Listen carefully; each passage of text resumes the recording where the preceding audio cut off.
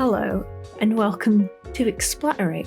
It's me, Phoebe, the other side of the podcast, not to be confused with Phoebot or was it Phoebo? It was Phoebo. So this is this is my response basically to the letter episode. If you don't remember the letter episode, basically my co-host, the lovely Cloe, they were very sweet. Hi Cloe, by the way. Love you, buddy. They made a very sweet podcast that was just them for a week when I couldn't be there. Again, twice in a row. I'm so sorry, Cloe. And it was not it made me cry. It made me cry. It was really nice. I was listening to it on my walk home from work one day, and I was just like, I just missed this bean. But today, hello, we're gonna do the Phoebe version of that, which I apologize is gonna be a much more messy affair. I'm afraid I'm not very good at getting sentences out at the best of times, especially when there's no one to jump off of. But I really loved Chloe's episode, and I thought it might be just a nice idea to have one in case there's ever a week where Chloe can't, for whatever reason, record. What have I got in store for you today? Well, that's an excellent question. Not entirely sure. I don't know why this is the first thing that came into my head when I was trying to think of topics of conversation to list off on a podcast. But it's more of a public service announcement for something that just drives me mad in films and television. And that's when I don't think everyone does this, but like you'll notice it a lot in American TV or American films when a character will say, "I could care less." And it's like, no, the phrase is, "I couldn't care less." Because if you could care less, that means you care. If you couldn't care less, then you don't care, which is the whole point of this, the whole point of the saying. And every time I hear this, Chloe, drives me insane. As we've discussed before, I'm really easy to wind up. And it's just one of those things that just gets to me every time. As a side note, just because I can hear it, I'm really sorry. I've kind of lost my voice this week. I hope it's not unbearable. It's just a bit vocal fry-esque. Also, sorry, this is how my brain works, and I've jumped all over the place. I just wanted to say, because based on Chloe's letter to me, where Chloe talks about having a porn star martini. Firstly, yes, Charlie, I am upset that you're pouring the shot in. It's a shot. You should be taking it. And also, it's part of the reason it's called a porn star martini is because that shot is called the money shot, and it used to be called that because it used to be traditionally champagne. And that would be the main cost of the drink would be having a champagne shot. But then, of course, no one's going to make that, so they made it prosecco, so it'd be cheaper for general people to buy. But that is why it's a shot. It's the money shot. It's a porn star martini. Isn't that cool? I was dying to tell you, like I was listening. Yeah, when I was listening, I'm pretty sure I said that out loud to myself. I was like, it's called the money shot. And then I got a few very weird stares in the line at Tesco. But beside the point, I'm also really happy for you and your cheese adventures. I saw pictures of the cheese and it looked really good. Speaking of cheese, books. Smooth, Phoebe. Look, I was thinking of things I could talk about. And one thing I could talk about is some of the books I've read this year. I thought I would, aside from our great discussions about some Kindle Unlimited, just marvelous content out there that we discussed in like the Loneliest Snake episode, I thought I'd just genuinely tell you about some books that I've read and like describe the plot to you without giving anything away to see if any of them take your fancy. This might be really boring, but it's the only idea I got. So, hey, listen, strap in. Let's get down to business to defeat the I'm so sorry. I've mentioned it before in the podcast, but like God Killer by Hannah Kaner is such such a good book. If you like The Witcher, yeah, it's like The Witcher, but with a female protagonist. She's cool as shit. She grew up in a family that was devoted to a god, and basically locals in their neighborhood who were pledged to another god came in the middle of the night and basically tried to sacrifice them to this other fire god. They believed in the sea god. I'm telling this so bad. I'm so sorry, Hannah. Yeah, Hannah Kaner's out there like, I'm so glad that I wrote this book so that someone can just come in and destroy the plot in 2.5 seconds. You're welcome. Basically they try and sacrifice them. The protagonist is able to get out unharmed. Well, not completely unharmed. Spoiler, she loses her leg. This is the first chapter. I'm not... look, listen. It loses her leg. Her dad basically makes a deal with the sea god that they were devoted to basically take to save his daughter's life, the protagonist's life, and take his instead. And basically that makes the protagonist so bitter and so angry at the gods that she's like, nah, fuck this. I'm a kill those bitches. And she basically just becomes like a mercenary for hire to kill gods and is just hilarious. She's also she's a bisexual protagonist, which I love to see. Yeah, it's just really funny. It's really quirky. I love all the different gods. It's very tense at times, and like it just had me hooked, and I really enjoyed reading it. Another series, like this is a series actually, and I can't remember if I read this the end of last year or the beginning or sometime this year, but there's two, and it's like the Once Upon a Broken Heart series by Stephanie Garber, and the sequel, The Ballad of Never After. These, like, honestly, when I first started the series, I wasn't sure if it was for me. It seems quite like cutesy, but it's actually really good. And it's basically just like the kind of classic be careful what you wish for, but it's just very cleverly written, and I never predicted what was happening. If you're looking for like a fantasy that's, more on the sweeter side, but also got like a bit of like, oh shit, trouble be brewing. This is such a good description, Phoebe. Wow. Could you imagine if I did audiobooks and I just like, I'll stop there. I'm going to have an aside for 5 minutes. Like, could you imagine? You're just trying to listen to a book. That'd be awful. I'm so sorry. Another book I read was Sheets by Brenna Thumler, which is a graphic novel about ghosts and the getting over loss. And it's just beautiful. There's also a sequel, and that's also just very wholesome and lovely. And the artwork's beautiful. Death of a Bookseller by Alice Slater is another book I read. This one is about two booksellers who work in the same bookshop, and they're very opposing characters, and it is basically just like one kind of develops an obsession over the other. And the whole time I'm reading it, it's just like, am I meant to like these people? I'm not sure I'm meant to like these people, but it's so fascinating. Like it's not like anything else I've read, and I think that is a glowing recommendation, to be honest. Like it's really it's one of those books I want someone else to read simply so that I can have a discussion about it, because it's just so well written. But it's just also like I had to keep putting it down because I'd get frustrated by the characters' actions, but like in the best way of like, I need to know what happens next though, because I need to know the consequences. Book of Night by Holly Black. Holly Black is just very prolific in the fantasy world. She's also, just as a person, Holly Black got her ears. She had ear surgery to make her ears pointy like an elf, which is just cool as shit. And that's so cool. But yeah, Book of Night was really good. It was a lot darker than her other books. I think it was I'm so sorry if this is wrong, but I think it's like the oldest protagonist she's had in a book.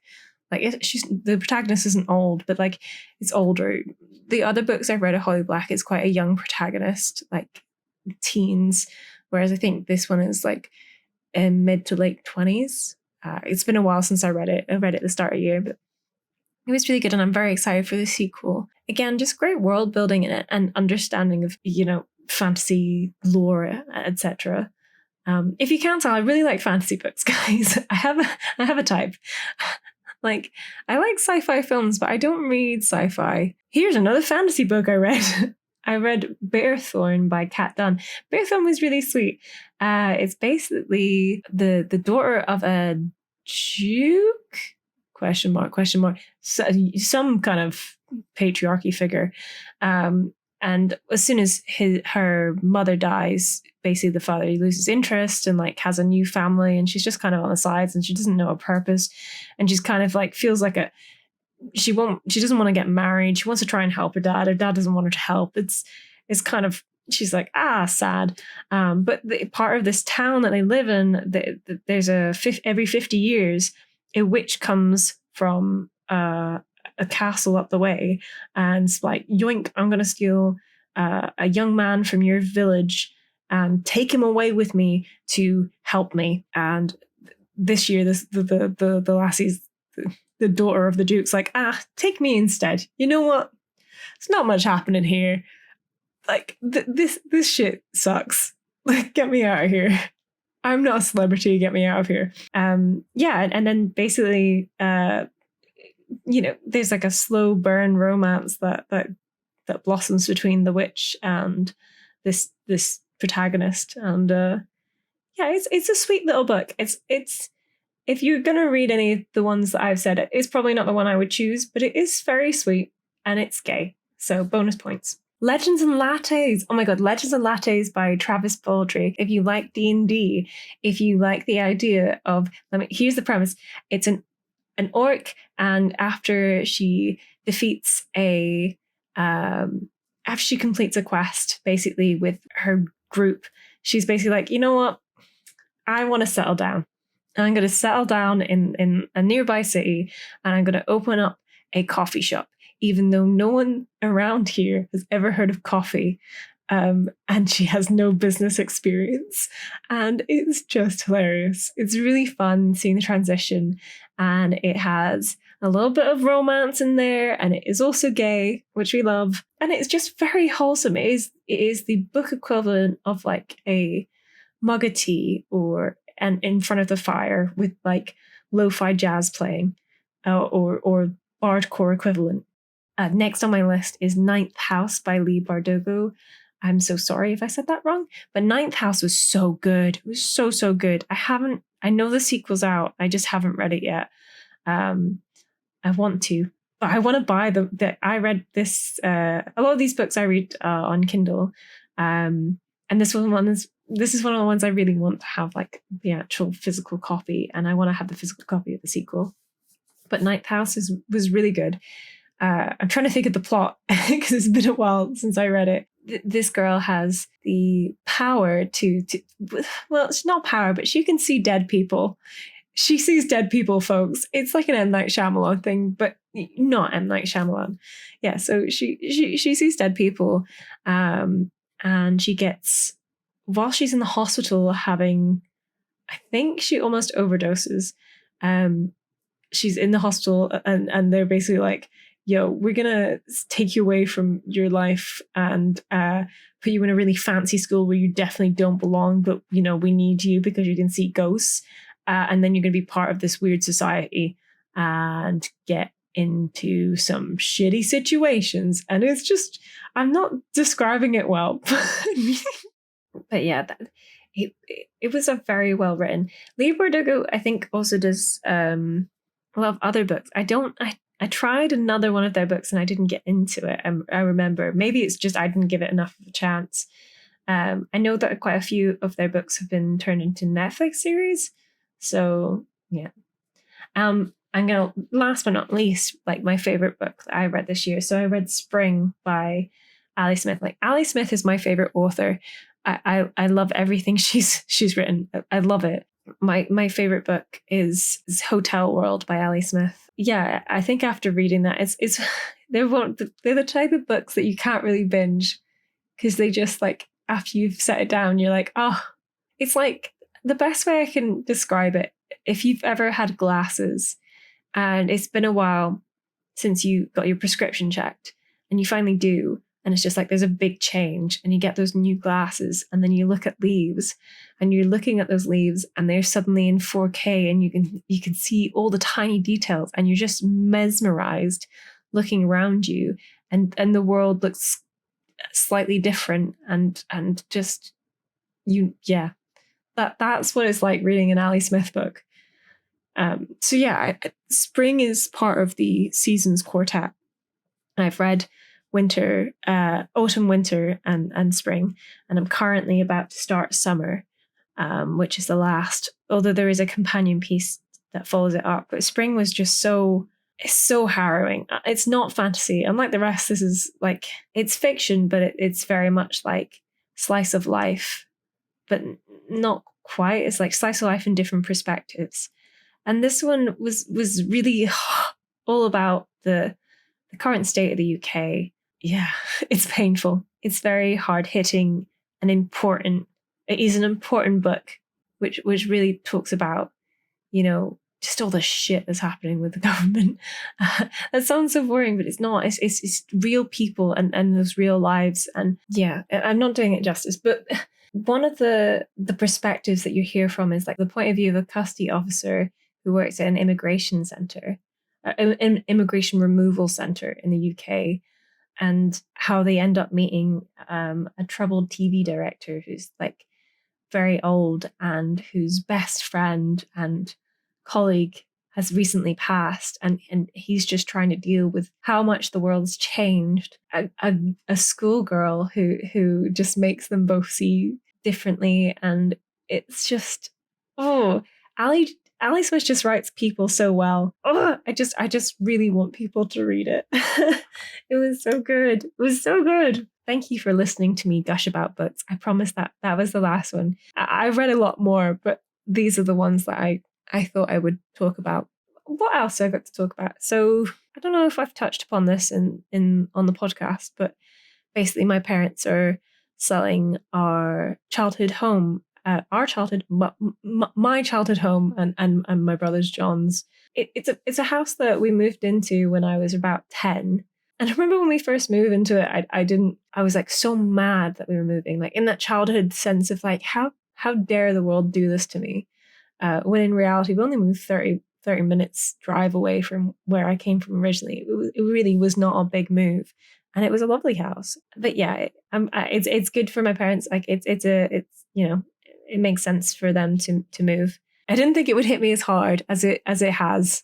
I didn't think I would care as much, but like I was back there recently going through all my old stuff. I thought for sure, because I've moved out so many times, like when I went to uni and I moved back again. And then after I came back from Brighton, I lived there for a bit whilst I was working remote during COVID. Where was my point? And I thought for sure I'd basically cleared everything out. But no, it's crazy how much stuff remains.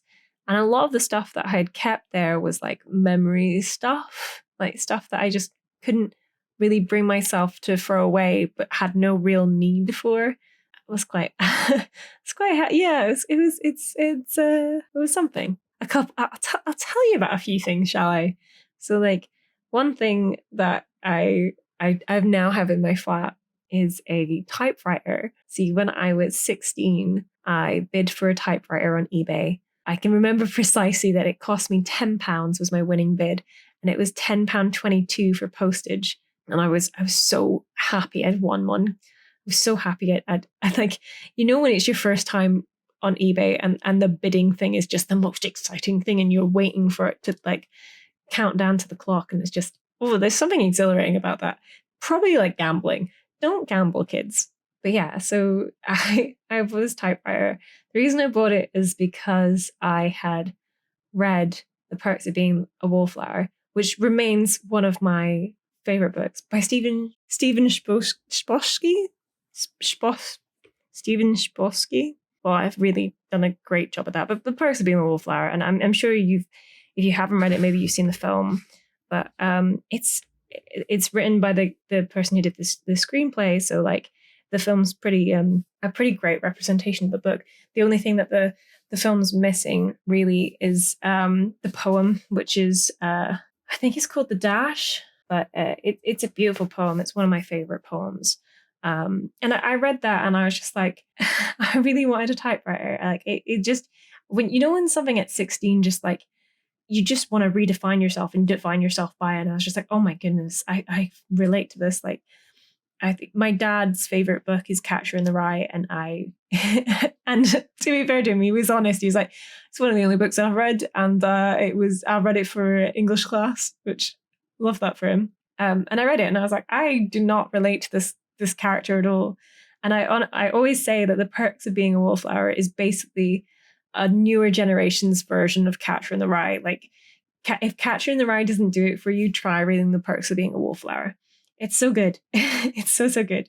But yeah, I really wanted to, based on reading that, I really wanted a typewriter, so I bought one, and I got a ink ribbon, and I learned how to thread it through. And I used to sit and I used to use my typewriter. Fun fact, my typewriter is called Major Tom, and every laptop or PC I've ever had since then has been called Ground Control, so that it can be ground control to Major Tom, because I really like David Bowie. In fact, I was so obsessed with David Bowie when I was 16 that above where I used to sit and type was just tons of lyrics to mostly David Bowie songs, with like a couple other songs on there, because I would just type out the lyrics and pin them to my wall. That was the other thing. Like, I came back home, and bless my parents, they pretty much left my room as it was from like when I was 16, 17, 18. And all my drawings and posters and all these like typewriter written messages and notes were still like pinned to my wall. But when I came back this time, because Dad obviously had to get people to take photos of the house, he'd had to take them all down, and he took them down so meticulously. Like, and other people might have just like ripped them off. Like, he was so sweet about it. So I still have them all. I have my typewriter back. I've got Major Tom. He now sits in my hallway, right next to my next thing. And I'm really sorry if I've mentioned this, because I think I might have. But it's the other thing I really wanted to bring back was, it's a nightlight that's a replica of an old-fashioned pub. And you can look inside, and inside is like people in the pub. Like, I think there's a darts board and like a bar, and behind the bar is a very busty barmaid. And that was my nightlight growing up. And it's just the cutest kind of, I think there's a dog outside as well. It's just the cutest little quaintest thing ever. And it's completely inappropriate for children. And also it has the tiniest light bulbs ever. So if it ever goes out, I have no idea how I'm going to replace it. But yeah, it's just strange when they move out. It's just not a place I'll be able to go back to. And that's what I struggle with sometimes. It's like, as much as it's fun, like, I really struggle with the passing of time. Like, I don't know about you, Cloe, but I'm not like a 5-year plan type of person. I just can't think that. I just don't think that far ahead. I can barely plan like in a year. I think 3 months is basically my lot, and even then, making plans for 3 months away just like still makes me nervous. I just don't like it. Like, I could never go into production or event management type thing, because like planning that far ahead, I just don't want to do it. That being said, I'm really good at organizing things last minute though. But yeah, that's something that's going on in my life, and like it's, you know, it's not really a problem, but it's one of those things that's just emotionally challenging, is what I'm going to say. I'll miss it there, and I'll always remember stuff that happened there. Like, it was always a really cool place. Like, my house it was always like, our house used to be the house like my friends would come back to, and like we'd have drinks or like have a barbecue or something like that, because it was chill. Like, you're allowed to drink. It was all cool. Like, my parents were just like, I remember, this is so funny. I remember once I asked my brother to buy me alcohol for a friend's party, and he was like, sure. He got me a bottle of something. Then the asshole that John is, he went and he told my parents, and I got home from this party. My mum and dad were just like, how dare you ask your brother for booze? You should have asked us. We would have got it for free. They're like, just ask us. Don't ask John. It was really funny. Yeah. So That's an insight to my parents. I also remember, this is such a weird, this is a couple years later. So this is like, I was back from university one summer and I was working night shifts. Night shifts would mean that I would I would wake up around midday, so like 2 o'clock, 3 o'clock, whenever. And oftentimes by the time I would come back downstairs, my parents would be having dinner. It would come downstairs ready for work. My parents would be having dinner because I think I'd start my shift at like 8 or 10. And my parents are staying and having dinner. And I can see that they're pretty giggly, which means they probably had a few drinks. And I can see on the table that there is this unopened bottle of tequila. Like, you know, the tequila with like the hat so that you can easily salt rim a glass. It was one of those, like, it was nice tequila. But I could see my parents, and then I knew that they had guests coming the next day. And I was like, you are not, I went full parent mode. I was like, you are not opening that bottle of tequila. You guys, like, you know, you've had enough. You're fine. Like, you've had your wine. You've got company tomorrow. And I didn't trust them with it. So I went and I hid the bottle of tequila before I left for work. Because it's like, you just can't be trusted. You children. So I go for my night shift and I come back in and it's 6 o'clock in the morning and I see on the dining room table that there is that bottle of tequila that I hid. So they found it. I hid it under a lampshade, and my dad later on told me, like, that is the oldest trick in the book. Like, you got to try way harder. And he's right. But yeah, they basically they drank 3/4 of that bottle of tequila between them. 3/4. So like, and they had been drinking all day before that. Like, they'd had a lovely day. And to be fair, I get it. Sometimes you just want to go. But I knew that they had guests coming. I knew they were going to feel awful. 6 o'clock in the morning, I basically like knock really hard on the bedroom door and go in, and I'm like, you two. And I hold up the bottle of tequila and I just give them the biggest bollocking that they've ever had. And sure enough, their friend comes and they're like looking at the drinks that they have and just looking so green and queasy. It was so funny. So I don't know why that was the memory that came up there, but it was funny. I was also something that like I often do for Chloe, and I haven't done in ages.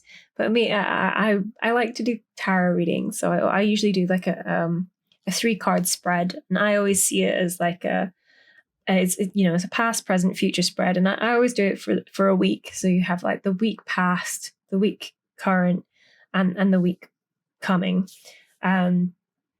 And I started doing it as kind of like a mindfulness exercise, because sometimes I have a lot of, the reason I always really liked writing, thus the typewriter, etc., is it's a really good way of being able to slow your brain down. Like, I have a lot of trouble slowing my brain down. Thus why I can never get a sentence out. Like my mouth, it feels like my mouth doesn't move fast enough for my brain, and my brain gets really frustrated that I'm not keeping up with it. And it's the same with reading. Like, I'll read ahead, and then when I'm trying to read aloud, it's like, where was it? Tarot. Yeah. So like, I like doing these three card spreads with like the past, present, and future, because even if it's not telling me, it's not predicting anything, it's giving me an insight of what I think is going to happen, or what I think that this card is talking about or relates to. And like, whatever comes to your mind, obviously it's important enough for you to acknowledge it. And it just like maybe brings out stuff that you're not necessarily focused on, that maybe you should be focusing on, or something that you are focusing on that you need to just like, look, can you change this? Is there any point focusing on it? I like tarot cards. If nothing else, they're really beautiful, and they're a fun wee thing to do, especially with friends. Although it is that awkward thing with friends when you're doing a tarot reading, and then someone draws the tower, and I'm sorry, but the tower is never a good card. It's basically like instant chaos, and I'm like, oh well, let's just move on to the next card. But like, it's especially when it's like in the future. Like, you can always change your future. It's nothing set in stone. There's nothing scary about tarot. I like that Ouija boards were like they're just a kid's game. I think it was called Spirit Letters originally. And it just became like this talking to ghosts, etc. Like, and they're cursed just through like public misconception. Oh, also, I do have a fun fact. Chloe, I've got a fun fact for you. I learned this the other day and I absolutely love it. Do you know why, like, we have sheet ghosts? You know, like the sheet ghost, you think of like if you were asked to draw a ghost, I bet you anything that you'd draw me a sheet ghost. Well, do you know that sheet ghosts originate because in, I think it's like the 1800s or 1700s, dead bodies were always like drawn or depicted as being in these white sheets, which were how like dead bodies were arranged for burial, etc. And so during this time, muggers would dress up as ghosts in quotation marks with these sheets and basically just go up to people and be like, give me your money, and like pretend to be a ghost. And this was like rampant crime that happened for years, that you would just get mugged by a ghost. And I found that, like, please feel free to fact check this. I'm not fact checking this. This is just like something I learned about that I'm rehashing really badly, as always. But it made me laugh so much that this is a thing. And people used to be fooled by someone wearing a sheet going, oogity boogity, give me your money, bitch. Like, it's fantastic. Yeah. Right. I'm gonna love you and leave you there because as I'm recording this, I'm actually going to be walking 20 miles tomorrow for the Kill Walk. But by the time you've heard this, it'll definitely be over. So I hope it went well for me and my legs. And if you donated, thank you very much for donating. And if you didn't, that's absolutely fine. We're in an economic crisis and I completely understand. But yeah, I love you lots, Chloe. Thank you so much for podding with me. And as always, you can follow us on Twitter and Instagram. On Twitter, we're at Explaterate. On Instagram, we're Explaterate Podcast. You can also follow us on TikTok at Explaterate Podcast. And yeah, we're also on YouTube. But if you're listening to this, then you're probably either listening on YouTube or you prefer to listen to on something else. You can also check out our Twitch channels if you want to. I'm at Phenomenon and Chloe's at Ashtarik. That's all. That's all. That's all, folks. Yeah, you guys are the best. Thanks for listening. Bye.